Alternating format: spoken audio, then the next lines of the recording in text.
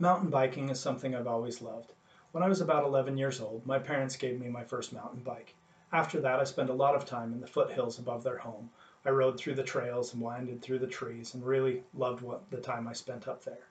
One thing I really love about mountain biking is they have trails that apply to everyone, regardless of your level of riding. You have basic trails that just wind through trees that lets you enjoy being outside. You have other trails that push your abilities and make you learn new skills and techniques. You have other trails that expose you to levels of danger with cliff exposures and other rock formations and different technical difficulties that you have to go across. Then there's biking for the extreme, where they go out and they ride bikes off cliffs. One time, I went out biking with my brother-in-law, who hadn't spent a lot of time biking, but he was a pretty quick learner and he really enjoyed being outside. So he and I went biking on a trail that had a section similar to this, where it had a steep mountain up one side, a narrow trail that we rode on that was about 6 to 8 inches wide, and then a steep drop off on the other side.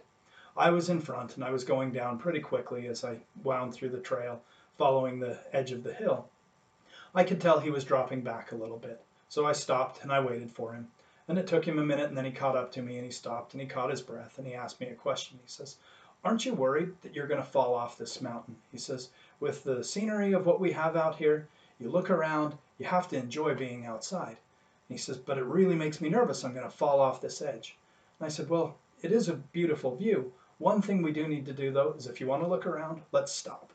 But when you're biking, watch the trail in front of your bike. Look ahead, because as you're watching, you'll see what's there, and as long as you're looking at that trail, your bike will stick to the trail. You will go where you're looking with that."